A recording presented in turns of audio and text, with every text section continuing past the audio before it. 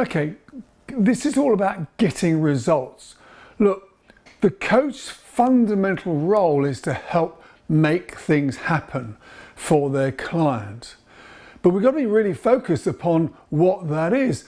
Now, one of the things I often say is people grossly overestimate what they can achieve in 1 year, but grossly underestimate what they can achieve in 10 years.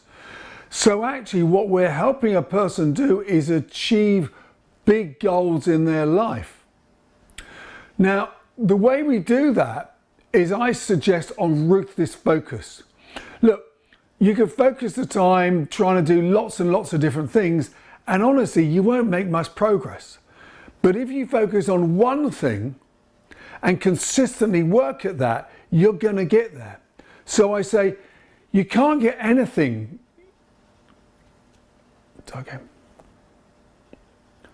I really want to talk about getting results, because the fundamental role we have in coaching is to help our client get to where they want to get to really make sure that things happen. And the way we've got to do that is by really driving your focus. I often say, look, you can achieve anything you want in life, but you can't achieve everything. And what I know is that if you decide to do a little bit of this, a little bit of that, you don't really achieve much. However, when you take brutal focus on something and you consistently put energy behind it, you will get to where you want to get to.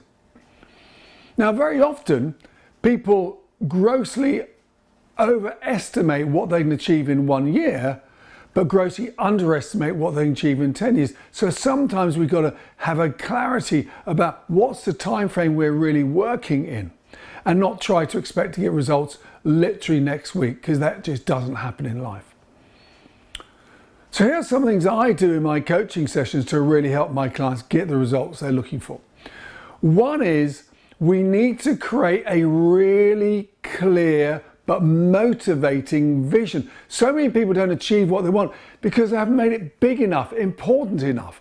So we've really got to put a lot of energy into that vision to make it become what I call a must rather than just a want. And then obviously it's up to the client to decide what's the best strategies. But what we'll be doing, we'll be exploring and we'll brainstorming, different strategies to how they can get to where they want to get to. And very often we'll be encouraging them to think laterally, because very often they've already tried the 10 ways of doing it and that didn't work. So we've got to find new ways of cutting through that stuff. But then we've got to evaluate them, we've got to set up criteria of selection, we've got to then get them to think through that and make a clear decision about what is the strategy. And we'll then progress that strategy, and frankly, if that strategy doesn't work, we'll dump the strategy. We must be fixed on outcome, but flexible on strategy. We've got to find our way through. So sometimes you've got to go different ways to get there. Then once we've decided what the strategy, we need to set a very clear action plan with smart objectives, milestones, all those things like that to make sure that we're going to get to where we want to get to. And then basically I hold them to their commitments, because that's the only way that anything gets done. It's all through energy and action. Things don't happen just by talking about them. They happen by literally putting one foot in front of them, making the phone call, doing what is required.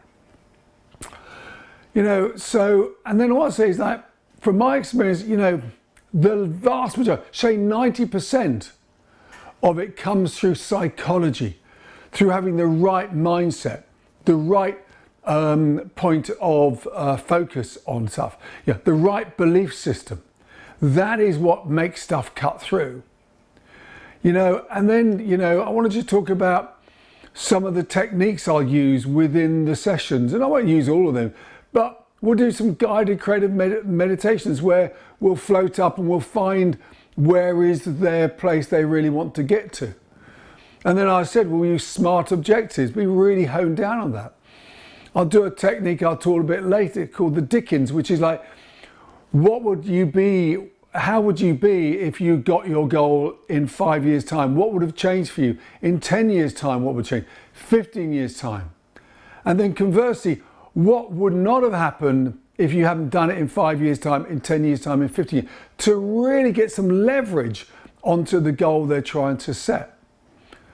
Then as such, we'll be working upon things like the 5 W's to again elevate, why is it really important for you? We'll do visualizations as well to get them to anchor in what is the vision they really want to have. And we'll do a plan that we're working back from outcome. And then of course, there is all the work on the supporting, encouraging them, dealing with the setbacks that will happen, but really helping to stand beside them and carry them across the line to where they want to get to. Anyway, I hope that helps.